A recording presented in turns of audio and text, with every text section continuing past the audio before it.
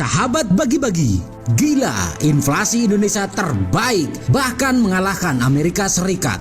Setidaknya tahun ini kita tidak kiamat ekonomi. Ternyata konflik sengaja dibuat. Di tengah tsunami kekacauan dunia pada saat ini, selain resiko perang nuklir, ada resiko besar yang tidak kalah menakutkannya, yaitu inflasi. Lihat saja Sri Lanka dan Ekuador yang sudah tumbang karena inflasi ini dan menyebabkan kekacauan yang membuat rakyat turun ke jalan dan menciptakan chaos. Kehancuran suatu negara karena inflasi adalah momok menakutkan di tengah pasar dengan sistem kapitalis pada saat ini. Yang mau hancur karena militer atau ekonomi, keduanya adalah dua hal yang benar-benar menyakitkan. Dan hebatnya, kita lolos dari inflasi skala dunia pada tahun ini. Diambil by data pada situs Trading Economic 2022, Indonesia hanya menyentuh minus 3,5%, jauh di atas negara-negara lain seperti Argentina yang menyentuh 60%, Sri Lanka 39%, dan Turki bahkan menyebut 73%. Seperti Indonesia pada saat tahun 97 dan 98 pada saat itu. Sahabat bagi-bagi, inflasi Indonesia ini cukup patut kita syukuri. Karena Amerika Serikat pun sebagai negara maju, inflasinya jauh di atas Indonesia, di kisaran 8,6%.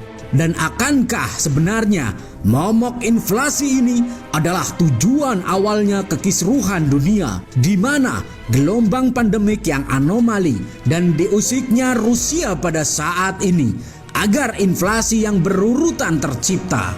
Mari kita bahas yang lebih sensitif saat ini. Gak usah protes kalau salah, silahkan dikoreksi. Yang jelas, inflasi bukanlah gorengan mendoan seperti keseharian makanan kalian. Inflasi dapat diartikan sebagai kenaikan harga barang dan jasa secara umum dan terus-menerus dalam jangka waktu yang tertentu. Jika deflasi merupakan kebalikan dari inflasi, yakni penurunan harga barang secara umum dan terus-menerus, perhitungan inflasi dilakukan oleh BPS atau Badan Pusat Statistik.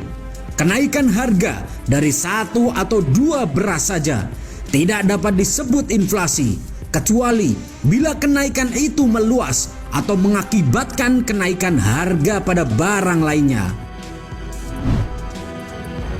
Sahabat bagi-bagi, Presiden Jokowi bahkan memberikan warning bahwa akan ada 60 negara yang siap ambruk karena diterjang dari radiasi inflasi ini. Perkiraan ini berdasarkan dari perhitungan organisasi Bank Dunia seperti IMF dan PBB. Jokowi menekankan Indonesia saat ini tidak berada pada posisi normal. Dan beliau mengingatkan, begitu krisis keuangan masuk ke krisis pangan, masuk ke krisis energi, kondisinya akan semakin mengerikan. Di mana inflasi bergandengan erat dengan krisis-krisis di dunia, seperti krisis keuangan, krisis pangan, dan krisis energi. Nah, yang jadi pertanyaannya, apa kaitannya dengan banyak konflik dunia pada saat ini? Apakah akan ikut memicu inflasi? Ya, tentu.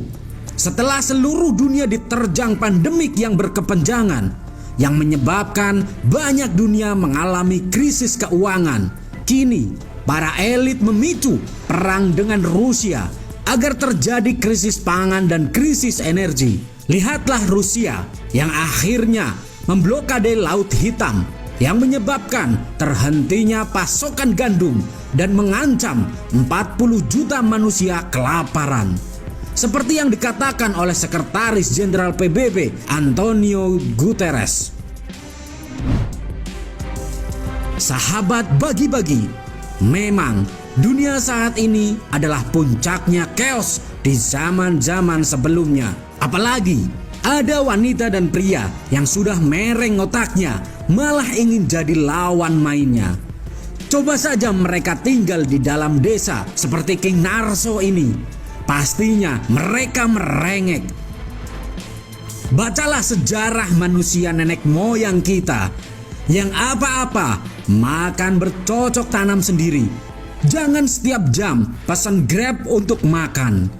Kita sebagai penerus bangsa harus mandiri agar tidak merepotkan orang tua. Semoga dengan adanya Indonesia yang inflasinya tetap ajeg, membawa Indonesia ke jalan yang aman dan damai. Merdekalah Indonesia seutuhnya. Merdeka!